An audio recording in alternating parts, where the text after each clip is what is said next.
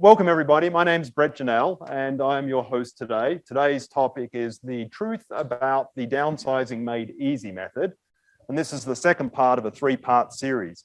Just out of curiosity, who was here last month for part one? A lot of you, fantastic.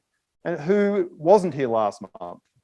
Not quite a number. Okay, for those who weren't here last month, we did record it and it was really the start of this series and they go together, but they're independent. But last month we did the truth about the psychology of letting go. And we recorded it and it's on the Retired Living Truth Series website. If you go to the website, if you're interested, and go up under past events, you'll find the recording from last month. And who let go of something in the last 30 days? Anybody let go of that? Oh, good job. Round of applause for those who haven't let go of something. And there's a lot of it in our mind in terms of letting go after our speaker last month. Yeah. A lot of it's mental. That's kind of the hardest part of getting started, is getting over that inertia of emotions and memories and so forth.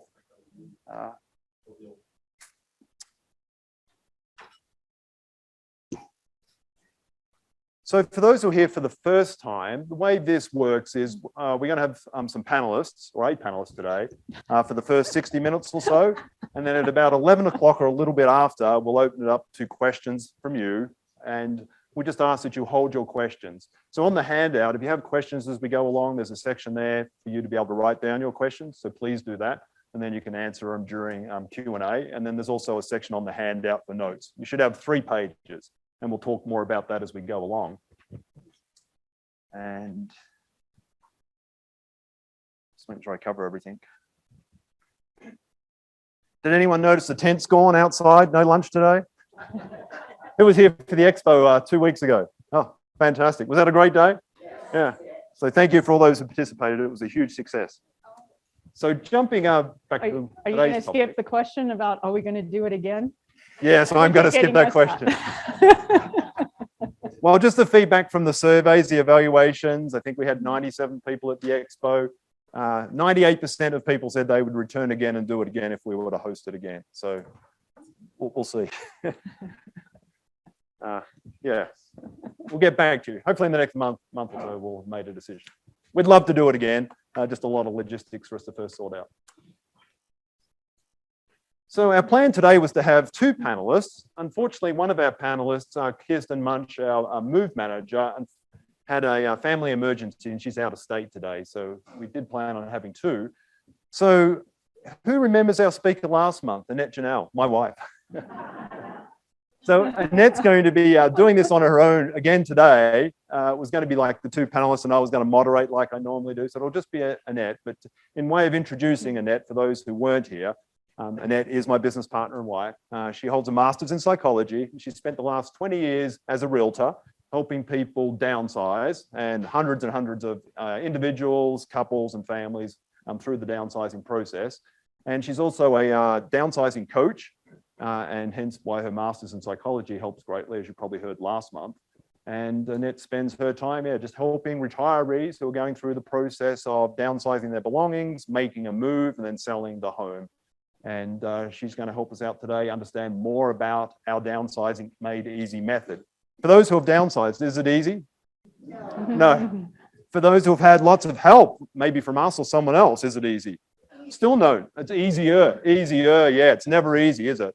Yeah, but we can make it easier. So when we say the downsizing made easy method, it's not necessarily making it easy. It's just making it a lot easier, a whole lot less stressful. Annette will talk to us about that. So come up and join me, Annette. And who did their homework last month? Remember homework? Anyone do their homework? I think that's where Annette wants to start. I'll let you take it from here. Yeah, anybody? This is when we had, oh, thank you. This is when we had the questions last month about going through your items and letting it go, mentally letting it go, so then you can actually let it go. So I did see quite a few of you raise your hands that you did start the process. And actually just talking about it gets you to start thinking about it and taking action. And that's what we're going to be talking about today. We're going to be talking about the whole process of downsizing. And one thing I want to be really clear on, we've been doing this seminar series for, I think, 6 years. June, it will be the beginning of our 7th year, which is just blows me away. And I have actually had quite a few people ask me, well, what do you do? Because you don't charge for this. This is all free. So I want to make it clear, all of the sponsors, all of us, including ourselves, we are sponsors. We do have other professions. This is just an education for the public. So I am a real estate agent, and we have our move management business. And I'm going to be talking about how we, through this, the process that we go through, that you can actually take the method that we do. So it isn't that you need to use our services, but we're going to go through what we do so you can take this yourself and move forward and go through the downsize process. Does that make sense? Great. I know this is a morbid place to start. Thanks, Annette. I know. But no matter what, at some point, we are going to downsize. And can you take anything with you in this box? No. And if you don't do the process of downsizing, somebody else is going to be left to do it for you. And now I have definitely had people that said, I'm just going to leave that to my kids. Yes. It is interesting. My cousin, she was telling me, so my uncle, he's in California, but he came here for our expo this past couple of weeks ago, and is very much a planner, loves to plan. And he was having a family meeting, and it was himself, my aunt, and my two cousins. And he wanted to talk about what's going to happen with their estate, what's going to happen with everything, all their things before they get into the box. And my aunt was like, seriously, do we really need to talk about this? This is so morbid. And my cousin brought up a very good point to my aunt. My cousin said, hey, Mom, my brother and I, we get along, but we don't always agree. We have different ideas on how things should happen and what should happen with all of your things. And she goes, do you care about my brothers and my relationship? And she said, yeah. Well, then you need to do this, because he and I are not going to agree when you're gone on what's going to happen with all of your belongings. So you need to do this. So I'm really happy that all of you are here. So who is the downsizing method designed for? It's for those that choose to be proactive. The fact that you're here means that you're being proactive. The fact that you're getting educated and just finding out what resources are available means that you're proactive. Here's my sound. Oh, there we go.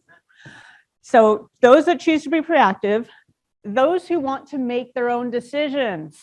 How many of you like to make your own decisions? Yeah. I had a lady, she was about 15 years ago. She was living up in Tahoe, and her decision was to stay in her own home. There weren't any other decisions to be made. She made it. That was it. All of her family, her kids, live in California and in the Bay Area. And she was in her house in California, and she slipped and fell on some ice out on her deck. And she ended up going to the hospital, and they said at the hospital, we need to send you home, but you can't be on your own at this point. You need help.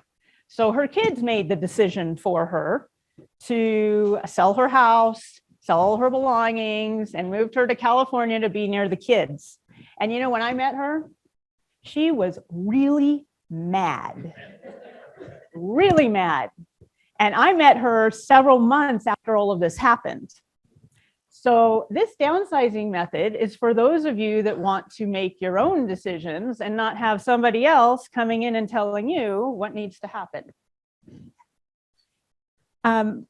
Having decided if you want to make it a lot easier for your kids, I already discussed that. Make it easier for your kids so that they get along. I mean, they actually, it's not just that. They have jobs, they've got families, they've got other things going on. And then all of a sudden, if something happens to you, they're now left with the burden of dealing with it, along with all of the other things that are happening in their lives. And then those that are looking for a proven step-by-step process. Now, there are definitely people that like to do things on their own. I have a brother-in-law like that. He doesn't want to take anybody's opinion, wants to do it all himself. Anybody know anybody like that? Yeah. I don't care what you say, my way is the best way. Yeah. It's always good to hear other people. I love listening to other people. It doesn't mean that I agree with them or that I'm not necessarily going to do it that way, but at least I get another idea that may work for me. Oh my gosh, this is our elephant.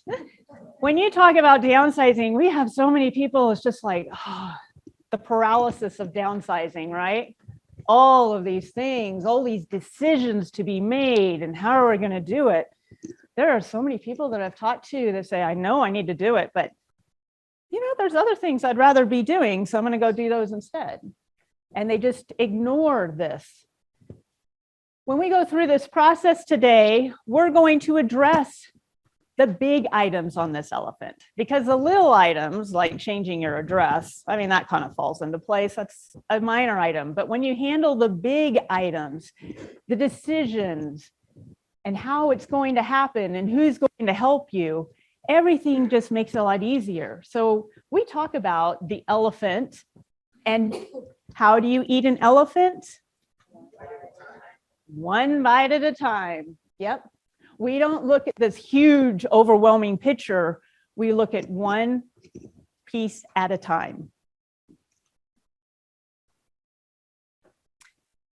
Have any of you rated, like online, you got to rate, how good is this product out of 5 stars? And you'll say 5 stars or 4 stars. Or you may even say 1 star. Have you ever read those reviews where like, if 0 was an option, I'd give it? This is the levels of satisfaction for a move. Now, we have found that most people start right in the middle at level 3. What is level 3? That's where you have informal support. Could be family support, a neighbor, some good. I've had people where they have their friend, their neighbors turn into a really good friend and is there and helping them through the whole process. So it's informal support. It's a DIY strategy. So that means you've gotten some information, but you're pretty much doing it on your own, figuring it out yourself. Heck, you've seen people do garage sales. You've seen people, sell things online. I can do that. I'll get more money. I won't have to share the commission for the item. So they do it themselves. There's some planning involved. Yeah, but they're looking around. They kind of see what's going on. But it can be complex, trying to figure it out on your own. Remember that elephant. It can be difficult. It can be overwhelming and flat out exhausting. We already talked about moving, how it can be exhausting doing this. So we can either move in this direction towards the 1 or go to the 4 and the 5. I'm going to start now again. Okay, my back. There we go. 1, I see this more as a crisis move. It's like the lady up in Tahoe where she fell and slipped. She didn't have any planning. Her only idea was, I am going to stay in my home. There was no planning beyond that. So it was a crisis move. There's weak or no support. She had no support up in Tahoe. So then the kids that are remote are the ones that are making these decisions. Unknown strategy. They're figuring it out as they go. We actually have, even social services have called our office asking for resources. So even the social service people, they don't necessarily know everything that's going to happen. So they're seeking out the resources in the community too. So you don't know what kind of, there's not really any planning involved. It's painful, unhealthy, scary, and unresolved. What happened to all of the lady's belongings up in Tahoe? Were there things that she really wanted to keep? Yeah, most likely. Have you noticed oh my gosh, this keeps coming in and out, doesn't it? Or can you hear me now? Are we doing good? Okay. Now I lost my train of thought. We'll move on to number 2.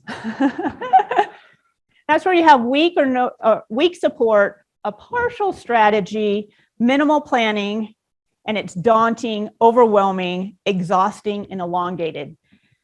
What do I mean by elongated? It takes a long time to go through. I have had people where they have made a move, but they haven't fully downsized because they need a place for all their stuff. So they literally leave everything in the house, an empty house now that sits there for years. That's a pretty expensive storage unit, isn't it? Yeah. I mean, I actually, this is not uncommon for this to happen. Have you seen homes in your neighborhood that are like, oh, man, gosh, they look abandoned and they haven't been lived in for years? Oftentimes there is stuff in that house. I have met those people that have done that, or they don't make the decision and they put everything in a storage unit. Someday I'll get to it. So it's elongated. You don't actually have a finish line to this. When you have things that without a finish line and it's unresolved, how does that make you feel? Anxiety, exactly. So let's move on to 4 and 5. That's where we want to be, right? 4, you have informal support. That could still be your family, your neighbors, somebody that stepped up and said, hey, I am going to help you. You have a known strategy. You've read some books. You've come to this class. You take what we're going to be talking about today. You have a known strategy that you have been told works, and you use it. You have some pre-planning. You've thought about this because you followed the strategy. So it makes it easier. Now, it's still going to be complicated, maybe a little disorganized, but it's going to be manageable because you know the next step to take. And it's still going to be tiresome. But the reality is, any move, any downsize, it's going to be tiresome, right? I mean, that's just the reality of it. 5, that's where you have formal support. What I mean by formal support is that you have people, professionals that do this for a living, that literally hold your hand and walk you through the process. You've got formal support using a proven strategy. You do have pre-planning because they're following along with what you have already decided you want to have happen. It's organized. It's informed. You know what's going to happen. It's manageable, and you have peace of mind. So where do you want to be?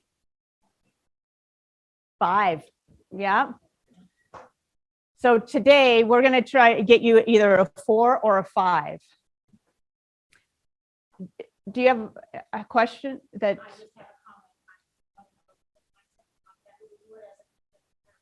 Oh,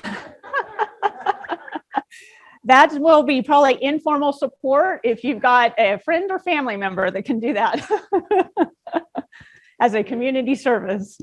Let's see if I can click this. I had this problem last month too. Why don't it work? There we go. Oh, no, I went too far. Okay, well, I skipped over that. We have our game board that Brett likes to make things look fun and exciting. This is Brett's artwork. You actually have it in your handout. And in your handout, we have it labeled what each one of the steps are, because we understand it's kind of hard to read on the small sheet of paper you've got in front of you. We have 15 steps to downsizing. We're going to take each one of these steps and we're going to go through each of them today. on exactly how it will work. So step 1, create 2 plans. How many plans do we have? 2. Why do we have 2 plans? It's a backup. Any other? If the first one doesn't work? Yep, absolutely. Plan A, it's your ideal situation. Let's take the lady in Tahoe. Her ideal was to stay in her home in Tahoe. Well, to stay in your home in Tahoe, have a support network to make it so that she can stay in the home, you know? We're talking about our education partners here, safety squads. That's one of the things that they do, is that they will come out to your home and take a look at it and make sure everything's safe for you, and then put you on a plan to be able to go back out to your home and check things, change light bulbs for you. There are a number of times I've talked to people that they can't get up on a ladder and change the light bulb. Something simple, but it's not simple if you can't get on a ladder. Changing out the smoke detector, the battery, dealing with repairs in the house. So having a plan. So plan A, I want to stay in my own home, but have the support. And you could have a neighbor. Oftentimes we have younger neighbors that will come over and they'll mow the lawn, they pull out the garbage bins, they'll do things to help out. Plan B. It's not your plan A. So she wanted to stay in her home, but what's plan B if you're not able to stay in your home? What if something happens? What if you fall on ice and hurt yourself to the point where you can't be in the home anymore? What happens if you have a stroke? What happens if your partner has a stroke and now you're the caregiver? Okay. What is your plan B? And that is where we talk about, it's always good to just go and look at the different communities. Look what is available. For the lady in Tahoe, her kids were all in the Bay Area. Her plan B could have been to go to the Bay Area. Well, then it would have been good for her ahead of time when she was doing well to go and check out what the housing situation is near her kids. Does she like it? Which places does she like? How much does it cost? Do your research ahead of time. Have your plan A and your plan B. Okay, I made these notes for myself to keep me on track, and I haven't flipped the pages at all, so it's not helping me at all. So bear with me 1 second. I want to make sure that I hit everything I wanted to talk about on that slide. And then also I really hope my plan B is to have my glasses on, which I don't. So we shall muddle through this together. I think we're good on that one. Okay. Step 2, arrange for relocation support. Now this is interesting. I often talk to people where they talk to us after they have already started clearing out their house. They've already started getting rid of things. Well, I actually recommend that your step 2 is to get your relocation support before you start getting rid of things. And why might that be? If you do an estate sale, if your plan is to do an estate sale, and you've gotten rid of all your big items that would draw people into an estate sale, you have now taken away the opportunity to have an estate sale. Okay.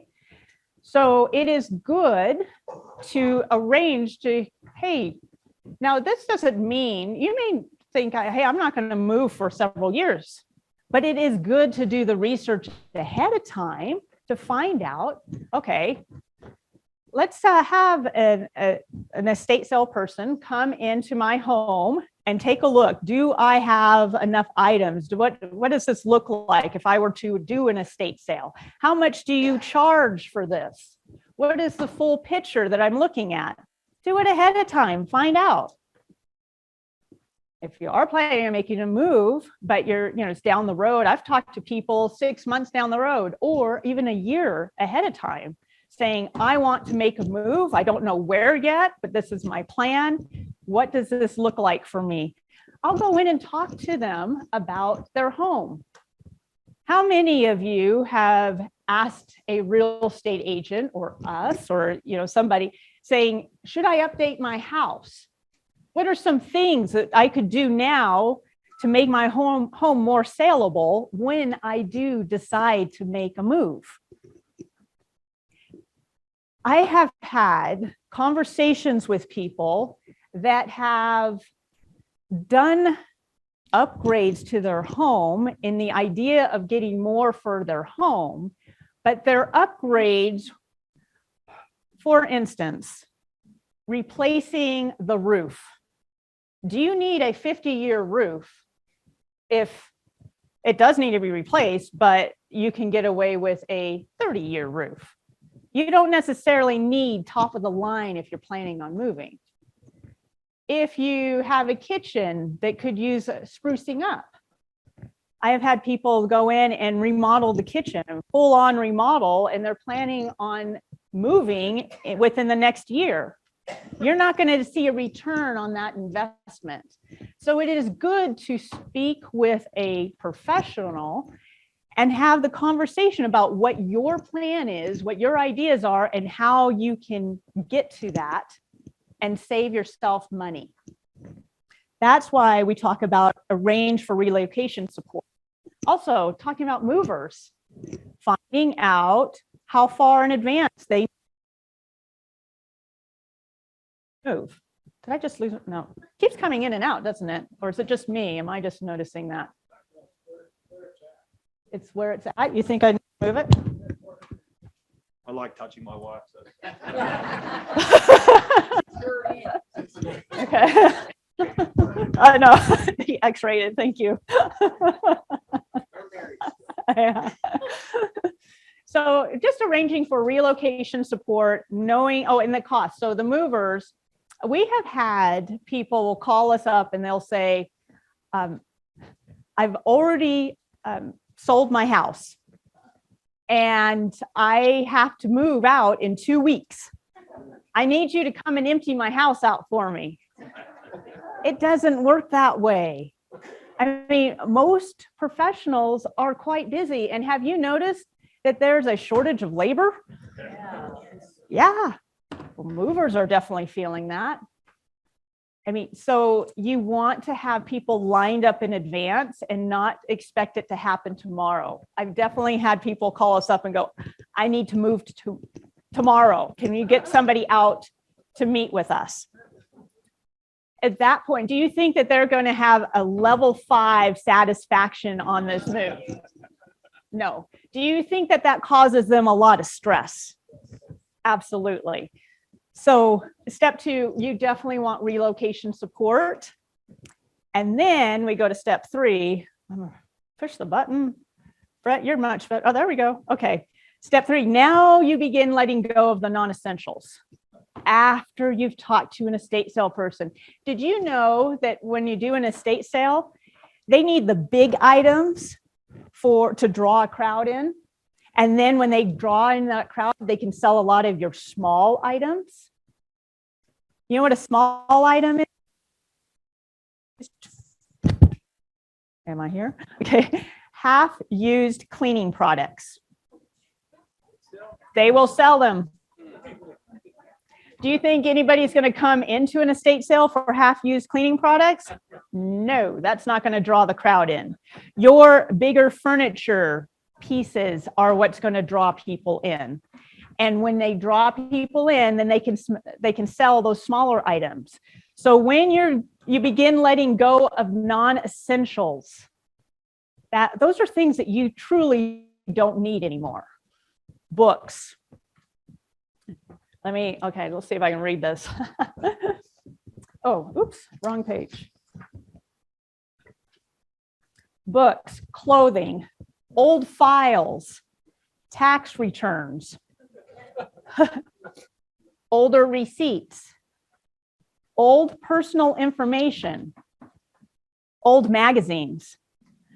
Brett and I went on a listing presentation together in a house in, I think it was Minden or Gardnerville, maybe Gardnerville. And we sat at the dining room table And there was a stack. I mean, I was sitting down, it was higher than me. And it was covered with a tablecloth. We're like, what's underneath the tablecloth?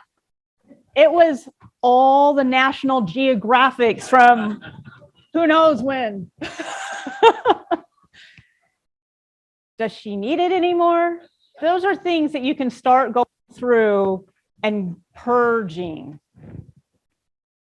Anything, and as far as old tax returns, just if the IRS doesn't need it anymore, I was just talking, yep, thank you.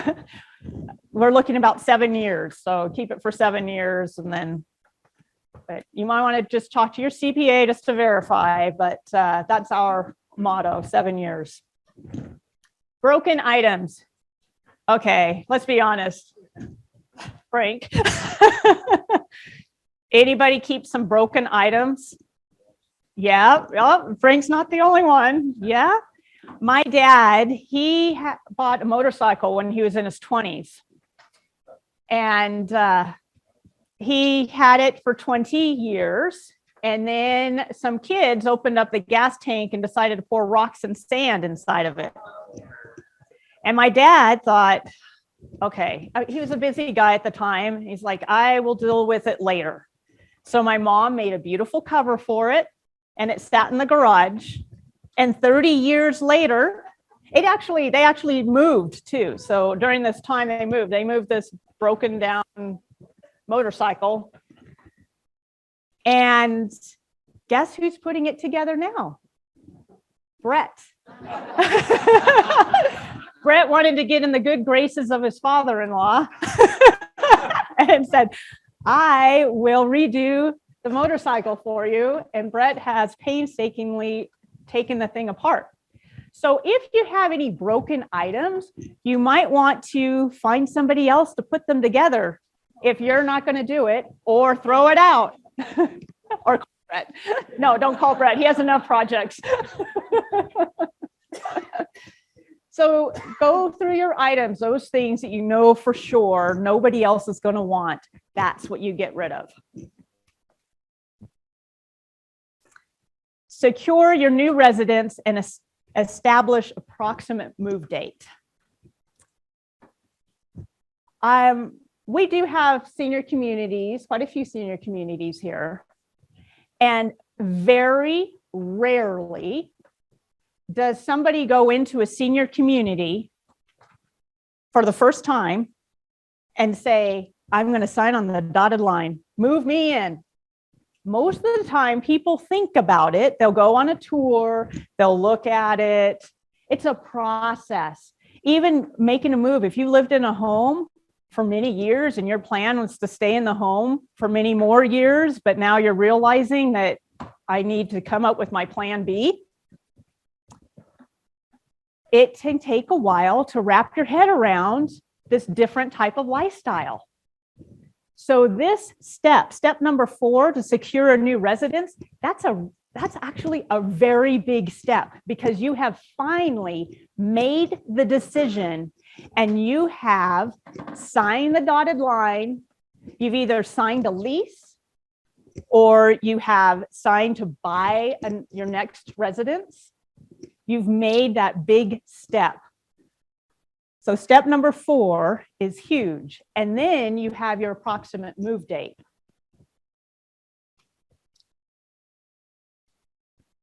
Once you have your approximate move date, and I say approximate because let's say you're going into a senior community, the senior communities, they'll usually have, like, for instance, I was speaking with a lady yesterday.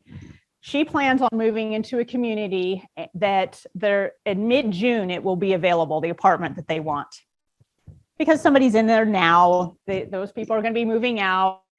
And so they're going to fix up the place and then have it ready for them to move in mid-June. But that doesn't necessarily mean that they need to move in right at mid-June. It's just going to be available for them at that point. So you definitely want to call the movers. Remember, we talked about movers, that they can be several weeks out. And you don't necessarily want just any Joe Schmo. You want somebody that is reputable, that will come in and know how to know how to do it for you. So you want to set a firm date with the movers. The great thing, once you have a date set with the movers, if for some reason you need to reschedule, life happens, right? Well, they are more likely to work with you if you've already set a date with them, instead of waiting till the last minute when I'm going to be, all the stars have aligned and tomorrow's the day. No, you need to plan in advance, okay? Space planning. Okay, so let's say you are moving into a community and you've got your apartment.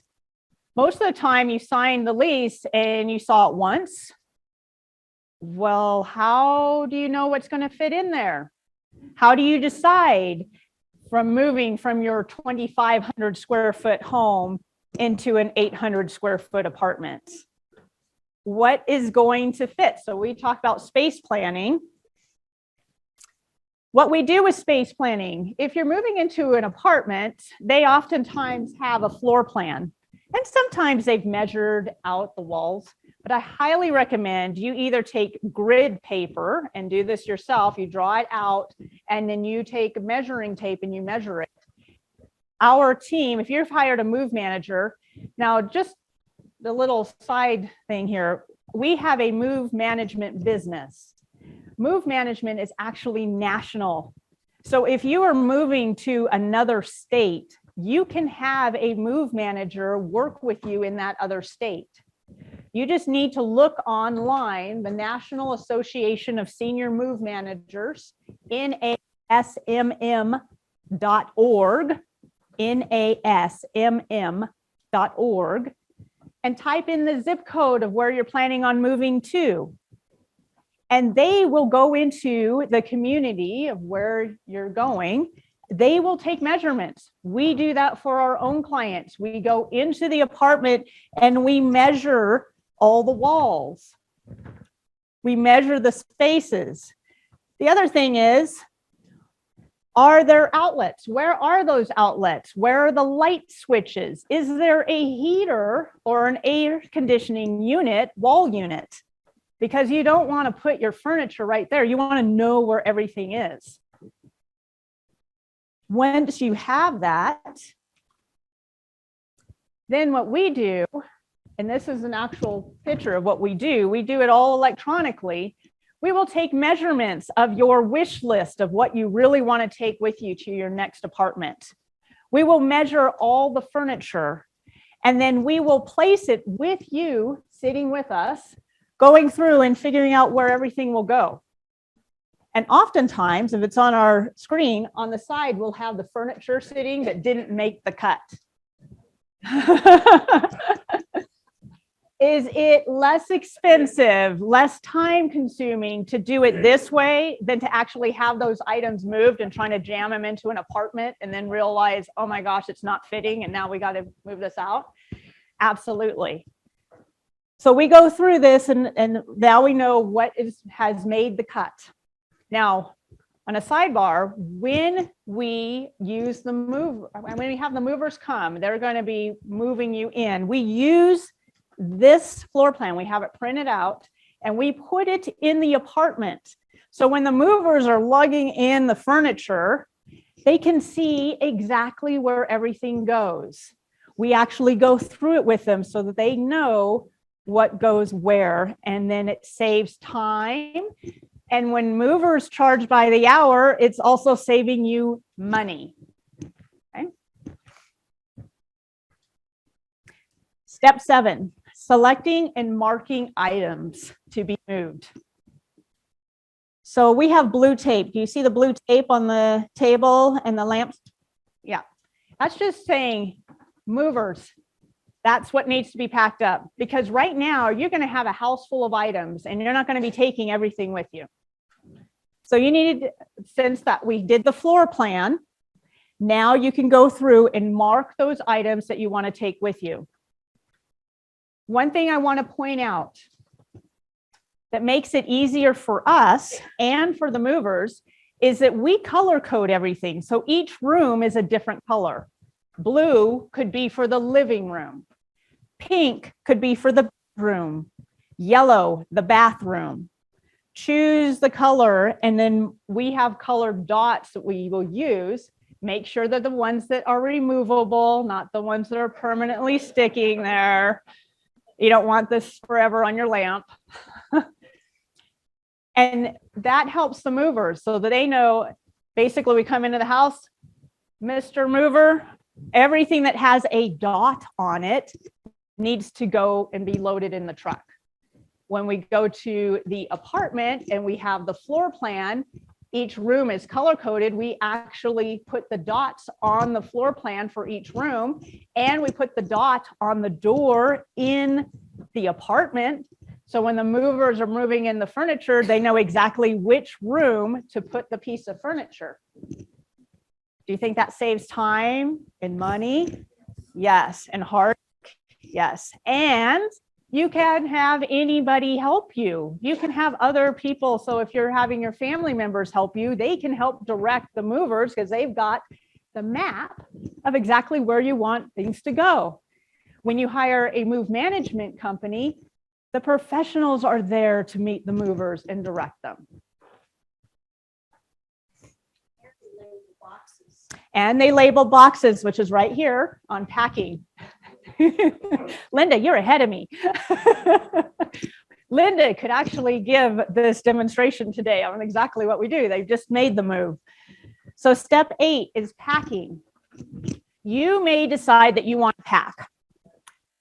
We often recommend that the movers actually pack you. But, you know, for those items like linens, the soft items, you can pack it yourself. But I want to make sure that you use standard boxes. I know some stores give away boxes for free, liquor stores. But have you noticed that they're all different sizes? If the mover has boxes that are all different sizes and they're trying to load the truck, it takes them more time to figure out how to fit all this in there than if, my gosh, this is so annoying. So if it takes more time, it's costing you more money. So use standard boxes, even if you have to spend a little money to get them, okay? You want to label them clearly. You want to label which room they're going to be going in and what is inside the box. It really helps when you're making that move. So if you decide to do it yourself, you want to make it very clear, and then you can put everything in your garage ready for the movers when they come. What we like to do is we actually stage the house ahead of time. So we will, for instance, if you're in your kitchen, you may not want to pack up everything in your kitchen, but there may be a whole cupboard that you want everything in that cupboard to go. So we'll put a dot on that cupboard to show everything. Mr. Mover, everything in this cupboard needs to go. Or you stage on your dining room table, everything that you want to go is on your dining room table. You have one place where they can go and they are able to pack it for you. And then you can leave the items that you don't want just in the place that they are. Don't do anything with them. You only want to focus on the items you're taking with you. Focus only the items you're taking with you, because somebody else is going to deal with all the other stuff. This is not a normal move. This is not where you're taking everything with you, okay? Step 9, load, move, and unload. The movers are going to do the load, move, and unload. If you are, let me make sure, I've got so many pages. I'm being very well organized. I thought I was at home.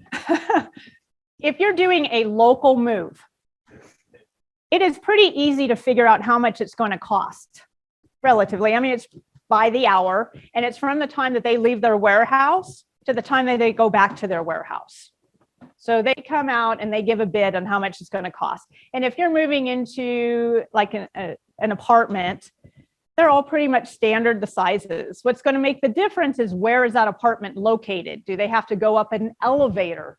Is it an elevator that is strictly designated for moving, or is it also used by other residents in the building? That takes time. How far down the hallway is it? All of this takes time, so that will increase the cost of the move. We have people that move out of state. Out of state moves are a little bit different. They weigh it. So how much weight is it that they're going to be delivering? And then they give you a window of time. So we had a lady that was moving across the country, and they gave her 12-day window. We will arrive sometime between here and here, and you need to be available when we arrive. So plan on that. That is normal, unfortunately, unless it is some of our local movers are able to cross the state line into California. They have a range, so they can do like 600 miles. So if it's still within that range, then it's kind of still a local move because of the fact that they're just going over and it's just one truckload instead of the big trucks for going cross country or multiple state lines. You can expect the movers to show up at your home somewhere between 7:30 and 8:30. They will tell you. They load up the truck, and they're usually done sometime between noon and 1, and then they go grab a bite to eat, and then they are going to be at your apartment, your new space, by around 2 o'clock.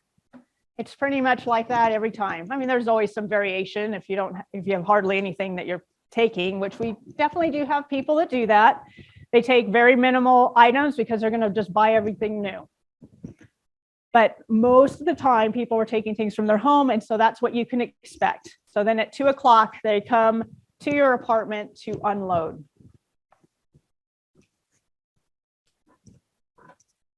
What does that look like? When they're unloading, we very rarely just have 2 guys. It's usually 3, 4, sometimes 5 guys that are coming and unloading the truck. Now, as you see this dresser, it has kind of like saran wrap that's wrapped around it. Oftentimes, it's a lot easier if you have just clothes in your dresser. They just wrap the whole thing in saran wrap. I call it saran wrap. I'm not sure if that's exactly what it is that they're using, but if it's not, it's similar. And they don't unpack the actual dresser. They just move it with everything in it. That saves time on both ends. You're not packing and you're not unpacking. Everything's still in your dresser. You just want to make sure it's just soft items that are in your dresser. So they'll take it off and then they'll load it up. And because we already had the floor plan, they know exactly where to take it. You can expect, so these guys are being charged, they're charging by the hour. So for 3 guys, you're looking probably around $135, $145 an hour. So you want to basically make sure they're not standing around being idle, right? We want to make sure things are happening and that it is efficient.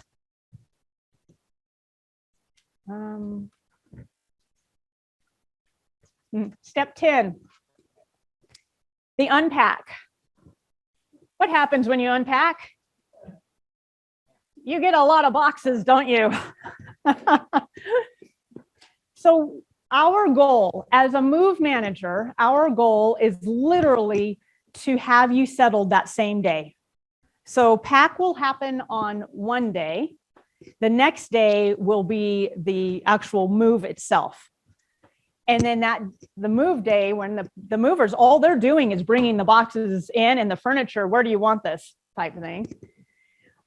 And then our team would actually unpack the boxes and put everything away. So the goal is that your essential spaces are already set up.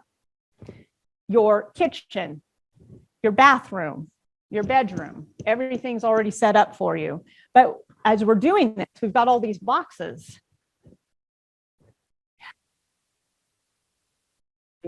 there we go. Typically, the movers will take the wardrobe boxes, but the other boxes they don't want.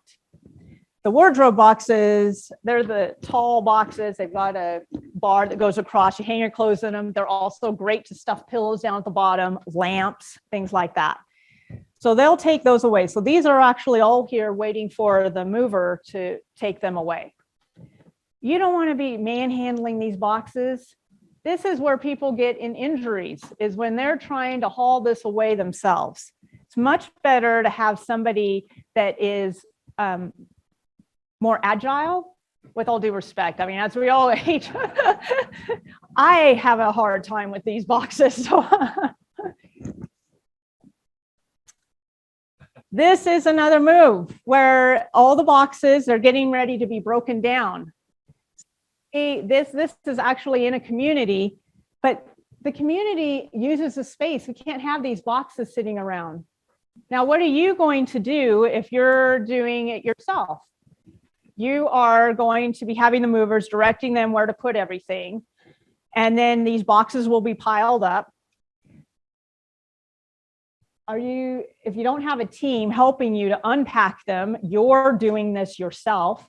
Have anybody have any friends or met anybody that's moved into a community and they're still living out of boxes? When you move to another house, you can stick the boxes in the garage and deal with it later if you choose to. But when you are moving into a community, you don't have that luxury. You may be able to have some boxes, but you got to get rid of these boxes. So these are getting ready to be taken away. And then this is what you're left with. The room is set up, the bedroom. This is a little bit more set up than what we would have you set up. We wouldn't have the pictures on the wall at that point. That would be a little bit later. But the dresser, all of this, we want the bed made. Everything's ready for you because you know what? At the end of that day, who's going to be tired? Everybody. And I bet you are going to want us out of your apartment so you can go to bed.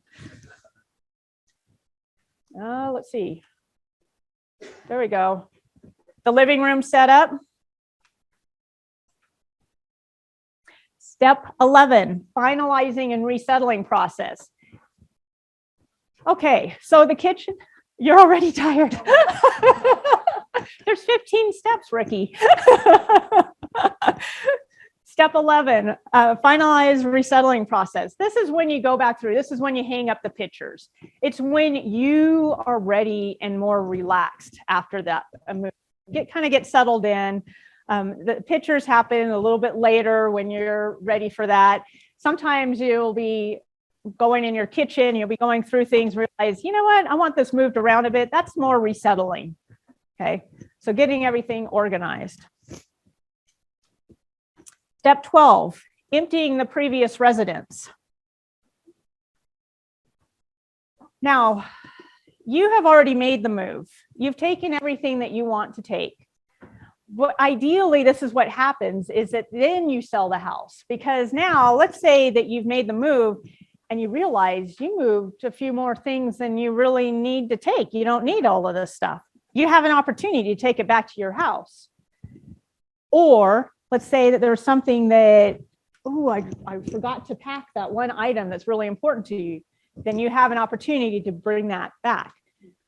But we want to empty the residence. So you've got an estate sale, donation, disposal, storage. On step 2, we talked about having your team set up. If you want to make sure that you set up an estate sale well in advance. One of the things that we do is when we know somebody's going to move, the movers and the estate sale person are the 2 next calls we make. Because I was talking to one of our estate sale people, he's into August. Different times of the year warrants different time frames. So you really need to be on this in the beginning. Don't wait until your house is emptied out and then go, now let's do an estate sale. And then you find out it's in August. Your home is just turned into a storage unit. Yes. So estate sale, donation. This is the time to have people come and just take it away. Disposal, have your kids come and take what they want because it's all going. Storage. I do not recommend storage unless it's short-term storage. Oops. And why would that be? It costs money. It becomes long-term. Exactly. How often do you go back to your storage unit and really excited about going through it and getting rid of things? Not so much, huh? So storage is only short term. I have had people where their kids are out of state and there's some things that their kids really want. Have their kids pay for the storage unit. And then when their kids are able to come, they come and take their items and then close out the storage unit. It's not a cost that you need to bear. You can have them take care of that. Step 13, prepare previous residents for sale. I have had a lot of people say, I want to sell my home in as-is condition. And you know what? We have a very strong, wonderful market right now. You can sell your home in as-is condition. However, if the front door lock doesn't work very well, if you have one of those dog doors, we had a house recently where it had the dog door and you could close the sliding door, but you couldn't lock it. The house is now empty. We don't want just anybody to be able to get into it. So there are some things that you may want to do to prepare your home for sale, even if you want to sell it in as-is condition. It could be as simple as we have a house where the house has a beautiful view and the back door has those vertical blinds and quite a few of them are missing. So what are you noticing instead of the view? The missing vertical blinds. So remove it. Get rid of the whole thing because we don't need the vertical blinds anyway. It's a doorway to the backyard and we want people to notice the view. So even if you're selling as is, you want to do some things to get it ready for sale. And then what sells the most is a clean house. Not this big updated fancy house, but a clean move-in ready house. The house cleaners can be one of your best investments right there. We had a home where we did have the house cleaners come through and then I walked through because it was after they had moved items off the walls. And you know what was on the walls?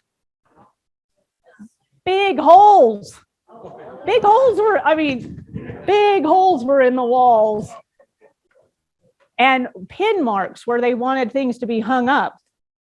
So we needed to have that taken care of because when a buyer walks through, and it was inexpensive just to have our painter come in, plug up the holes, paint it. Oh my gosh, it looked amazing. Nobody ever knew there were big holes in the walls. And that's a good investment. Okay. Place home actively on the market. It could be not that you're just selling it, but maybe you want to rent your house. Either one of those. So you're placing it actively on the market. And if you have hired a real estate agent from the very beginning, this is going to be a blip on the radar. They're going to call you up and say, your home's on the market. Congratulations. And give you the information about, where you can find it, how it looks on the market. But if you didn't get a real estate agent, you've done everything else on your own. And now I bet you're pretty tired from this move and all these decisions you've had to make. Now you're looking for a real estate agent to sell your home and you're interviewing agents and you're talking to people when you're tired. Do you make really good decisions when you're tired? No. It's much better to do this way in the beginning. And then this, again, is just a blip on the radar. It's like step number 14. Your home is on the market. Okay.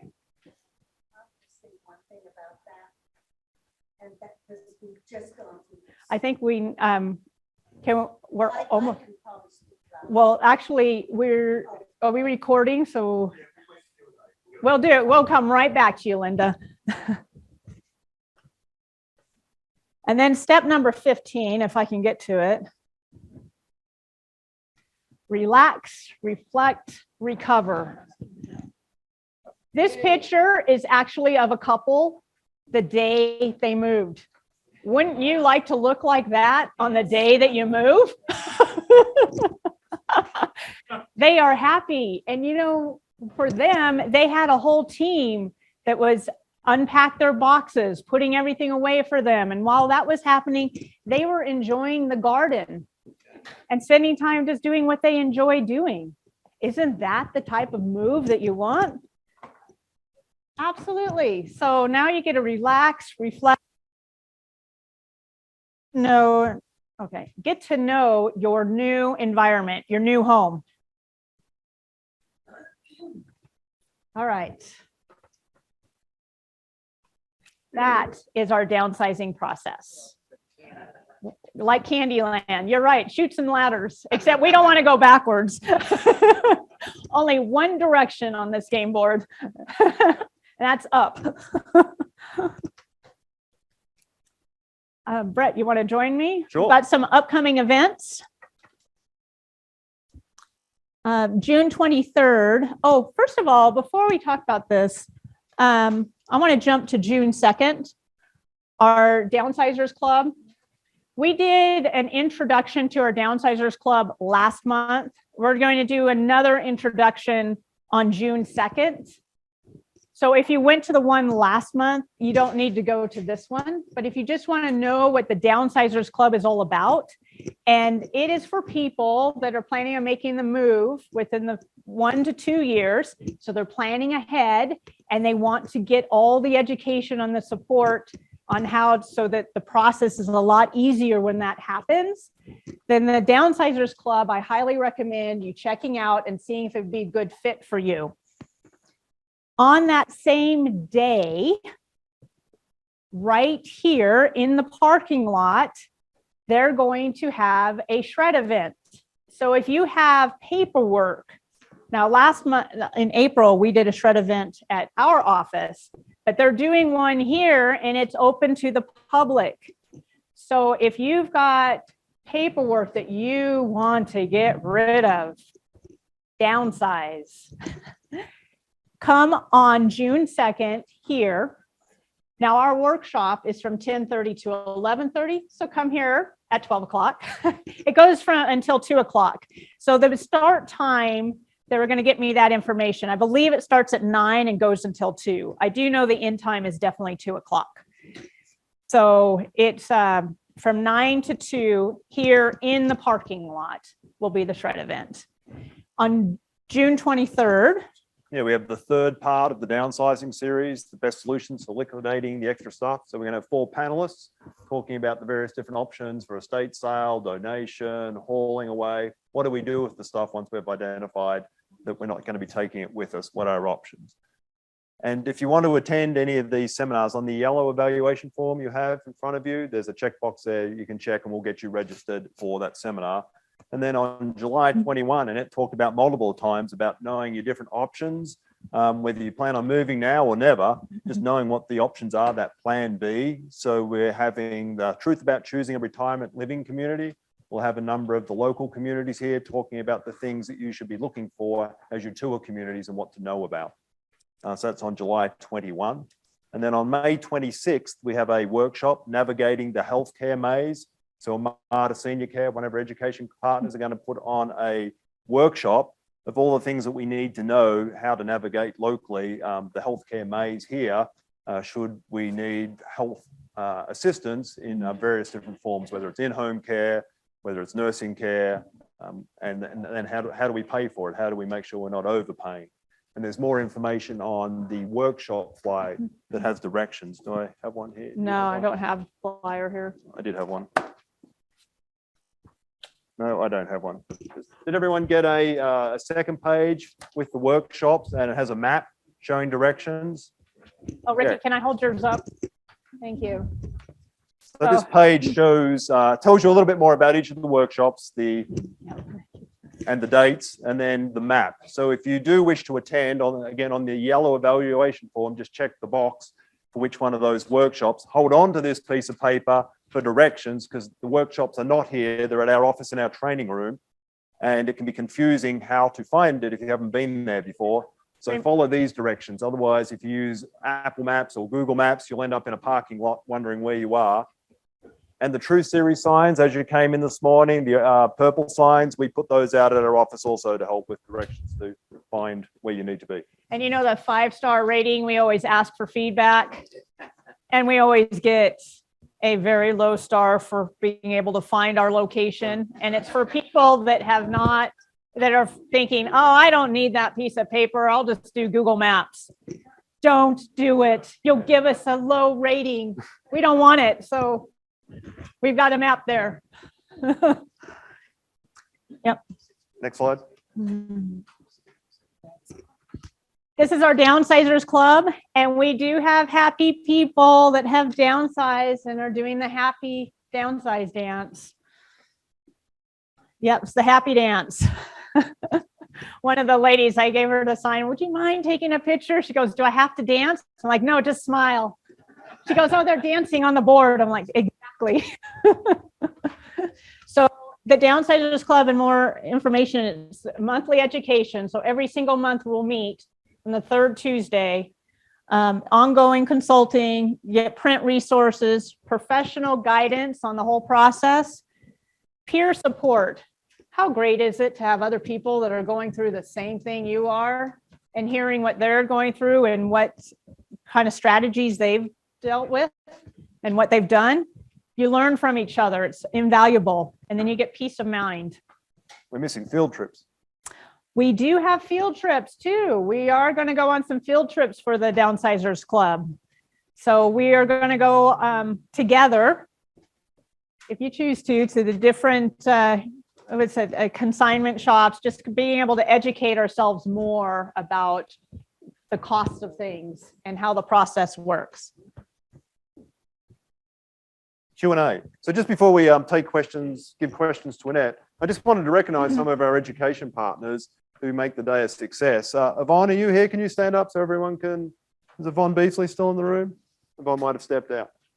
Yvonne was kindly volunteered this morning to greet people as you came in the door, so you would have seen Yvonne.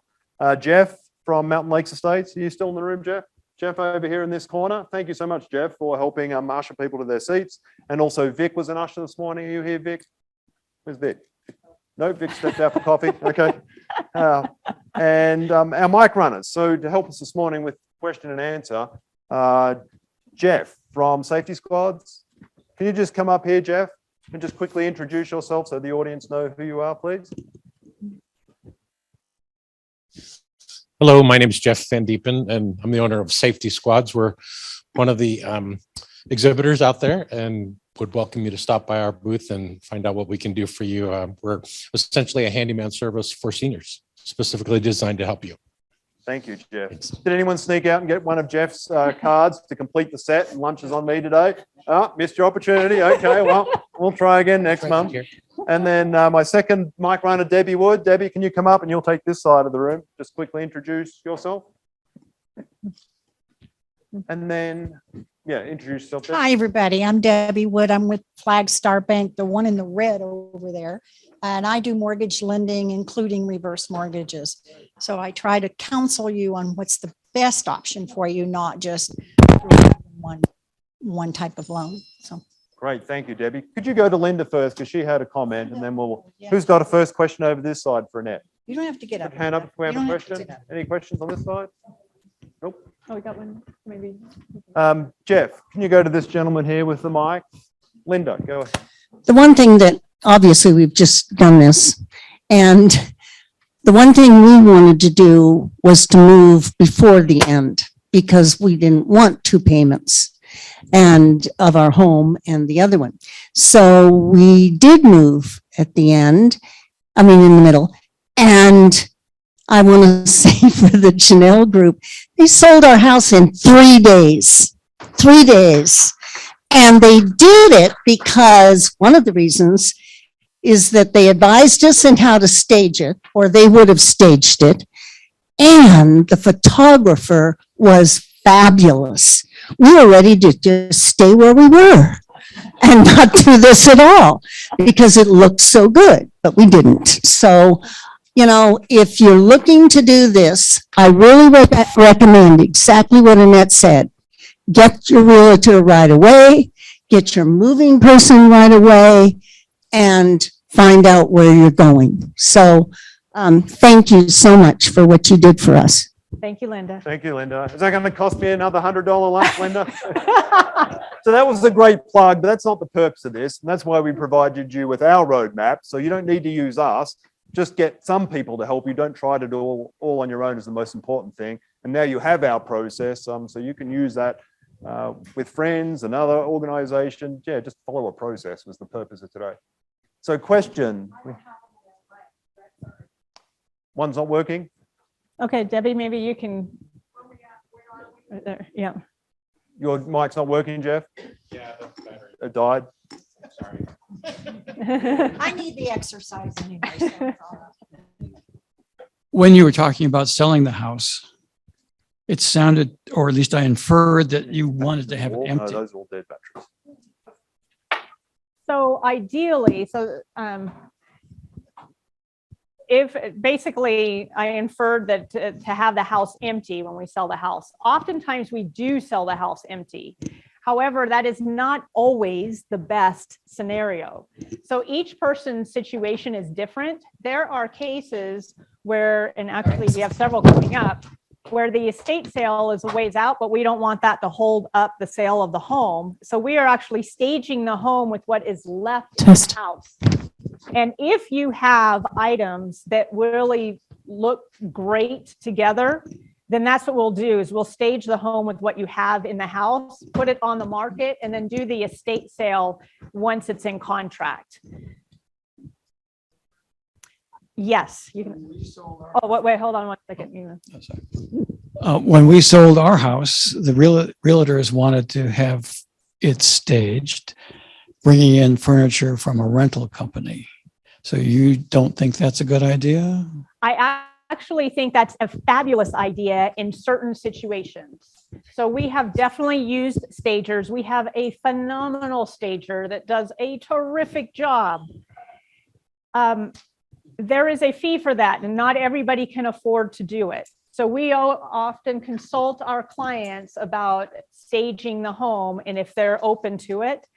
You don't necessarily get more money from the sale of the home when it's staged, but it does sell faster.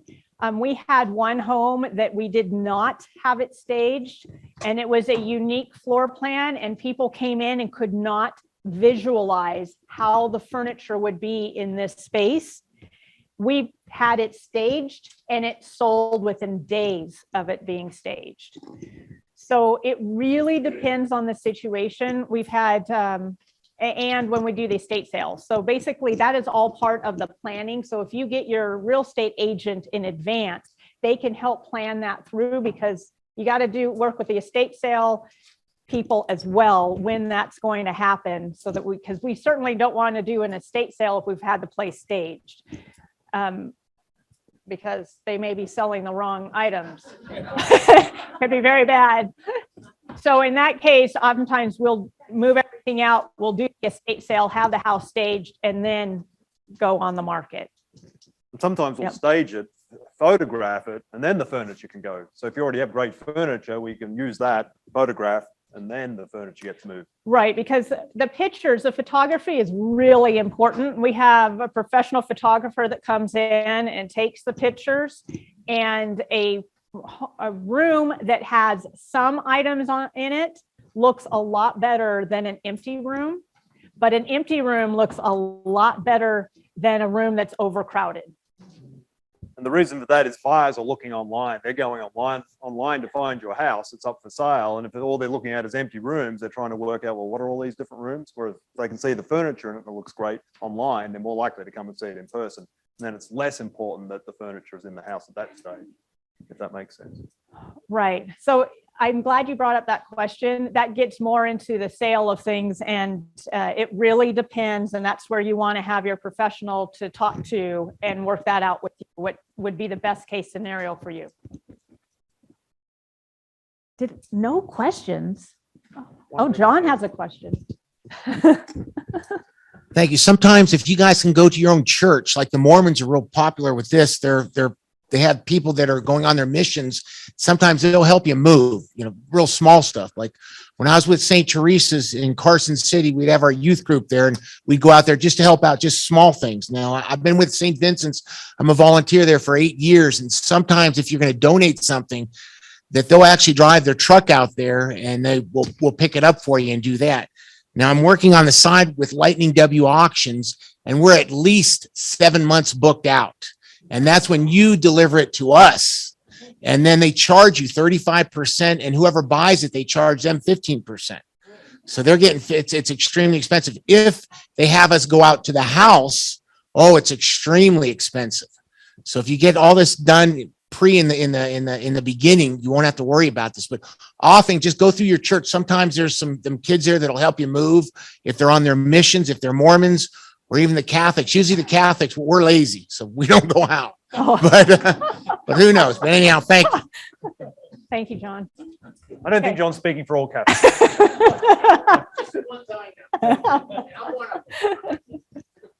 Okay, we've got a mic coming to you. How many boxes of disposables or shreddables are you They do not requesting? have a limit on June 2nd. Oh, okay. So bring your truck. Bring those 40 years of tax returns Right. and get rid of all of them at once. Oh, we have another question over here. Can we assume, or should we assume, that this selling houses in 2 days and everything is going to slow down because of the interest rates? We're Going already up. seeing a slowdown, actually. So just a real quick sidebar on the market is we are seeing, we put 2 houses on the market last Friday or Thursday. And both of them, had them open over the weekend. One of them was a 2-bedroom house. Now our median price right now is $600,000 across Sparks and Reno. So homes that are below the median price are still selling relatively quickly. If it's above the median price, there's a bit of a slowdown. And a lot of it, so the 2 houses that we had, one of them was priced at $500,000, the other one at $700,000. I actually thought the $700,000 would get a lot of interest because beautiful views of Reno, it's an acre lot, half an acre lot, single story, end of a court. I mean, there wasn't anything negative about this house.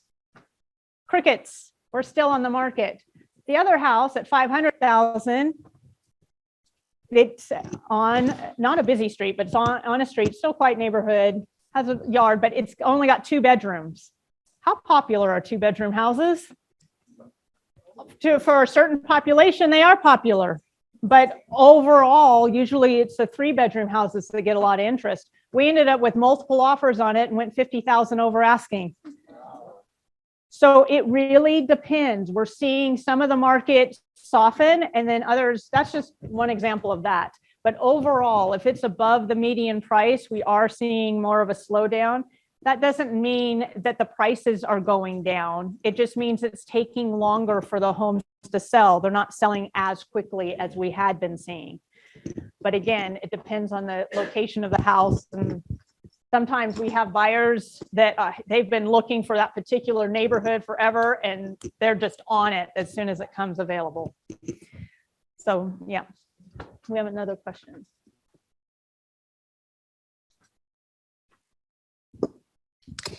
You said that in approaching an estate sale to focus on the big things. but you said there are certain smaller things that could be included. Can you give us an idea of what those smaller things are that would be sellable? Because this could help me to decide now what I can donate at this point already. I mean, I'm thinking like crystal and china and sterling. Does that go in a estate sale? It can, but they are not necessarily a huge market for it. Now, sterling silver, we actually had Linda, who took her sterling silver, which we need a Silver and gold over Silver by and gold. Costco. Silver and gold by Costco. They melt it, but you get top dollar for it compared to if you have somebody else sell it for you. So again, when you have your team, you can talk to the estate sale people and talk to them specifically and say, look what I've got here. What is sellable now? And in some cases, our estate sale people will be flat out honest with you and say, you know what? This is actually not going to bring in money. You're better off just getting rid of it. If you've got a buyer for it, you sell it. It's a better way to go. Mhm. But usually if you have a team, they'll Mhm. recommend not getting rid of anything. Like we recommend don't get rid of anything unless you really want to, because we'll do the estate sale, then the team will take care of the donation, the haul away of all the things. So it just depends on what you want to do. If you want to get involved and put things up for sale, you certainly can, but talk to the estate person on the team first, get some advice as to what things have no value, as Annette said, but don't think that you have to do it. They will take care of it. If it doesn't sell, they will take it to donation or to consignment or to whatever it might be. Yeah. That's kind of like the 5-star rating. Yeah. 5 stars, when you've got the professionals that come in and do it for you, they will take care of everything. They'll clear everything out. You don't have to worry about it. Once you've made that move, they're taking care of it, and you just wait for the house to sell and your items to sell and the check in the bank. That's it. Yes. Hello. Thank you for the invitation. We have a particular situation. We have a baby grand piano, antique, that was made in 1931. We don't know if we want to move it or not. Does anybody want to buy a boat anchor?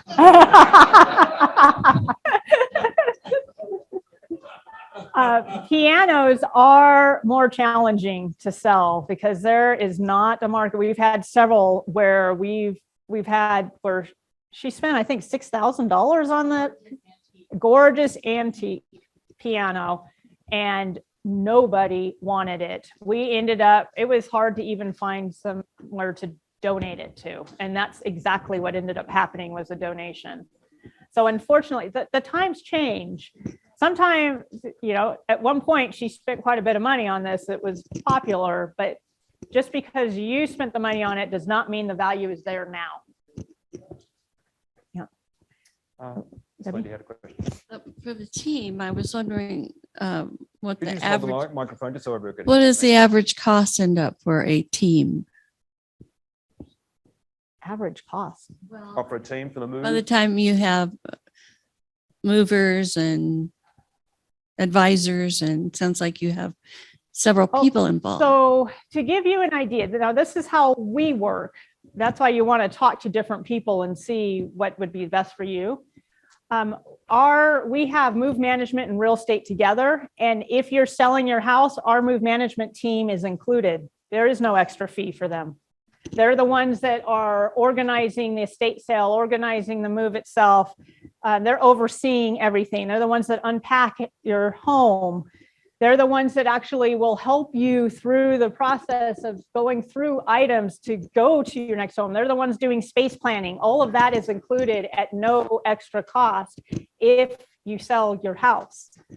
Okay, because it's all part of that. Now, if you are in an apartment and you want to make the move and you want the move management team, you're looking at $65 an hour for our main move manager, and then $40 an hour for any helpers that come in, and you're just charged by the hour for that. And then if for movers, You know, for moving into a one-bedroom apartment, it's around $1,800 typically. That's just a local move, standard. Moving into a two-bedroom apartment is around 2,300. Trying to go off the top of my head here. Just depends But on how much stuff you have, how long it takes them, because the move is charged by the hour. So we get our clients, or if you go to a mover, they'll give you a bid and let you know. they will give you a bid, because let's say you have a cabinet and you've got all these little figurines. Well, they got to wrap each one of those figurines and then unwrap. So, and moving it, so breakable. So all of that will take more time. So it really depends on your furniture, but that kind of gives you a basic idea. Estate sale people, they're usually 38 to 40% is what they charge. And then there could be a setup fee. There could be haul away fees. So ideally your items will pay for all of that so that you don't actually have to pay anything extra for.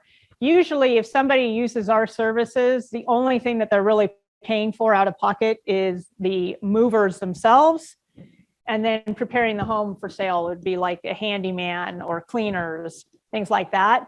Everything else should be paid for through the estate sale, and then move management through the sale of the house. Okay. Any other questions?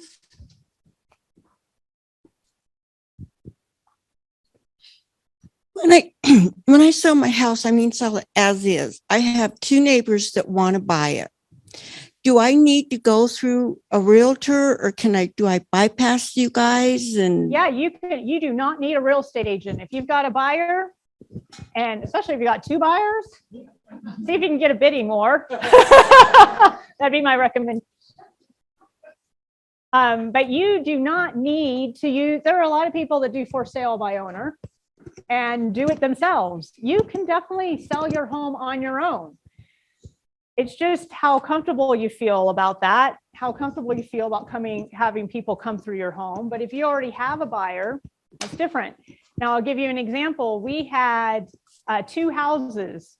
I may have told this story in the past, but we had two houses, the exact same home, that were right around the corner from each other. We sold them 1 month apart. Now, on one of them, they had the buyer already. They just wanted us to handle the paperwork and things. The other one, they wanted us to put it on the market. There was a $70,000 difference between the sale of those homes. The one that sold it to, there was a church member they sold it to. It was $70,000 that they sold it less than the ones that we put it on the active market. So I would just make sure you do your research and really find out what the price of the home is. But I'll give you an example. The one that we just sold, the 2-bedroom house that we put it on the market for $500,000. The market was saying $500,000, and we got $550 for it. Actually, it was just over $550. So even if you do your numbers, you may be leaving money on the table. You don't really know unless you put it on the market. We have had people where they'll put it on the active market, and then their goal is they'll tell their friends, hey, I know you really want my house, but I want the highest price for my home. So I'm putting it on the market, and I will let you know what that highest price is that comes in. And if you can beat that, it's yours. So I've definitely had people do that too. Can I with just say that something? said, the couple Annette was talking about, selling it to their church friend was more important than the money. So it's not always about money. They knew Right. who was going to be moving into the house, and that was more important than the extra money. So, and that's obviously a personal decision for everybody. Right, exactly. We have one more question. I just like to say something about that if I could. I know you answered it, but yes, you can, but no, you should not. Trust me. There's a question over there. Debbie. One last question, just so we can get you all out on time, 11:30. Hello, yes. Okay, on your real estate commission, now when if we used your service to sell the house, pack and move, that's more than the standard real estate commission, or I believe commissions are what, 6% or something? No, we charge the standard. We don't charge. Oh, you charge the same? We Okay, don't charge anymore. all right. There's no extra, yeah. Basically getting our move management for free. that's incentive to use us. So that's why we do it. So we want to make it easier for people. Well, Yep. thank you so much. We Thank really you. Yeah, if everyone appreciate could just you. complete. Is my wife great this morning? Yeah. Good job, Annette. If you can all just complete the yellow evaluation forms, we really appreciate it, just with feedback. And if you'd like to attend one of the upcoming seminars and workshops.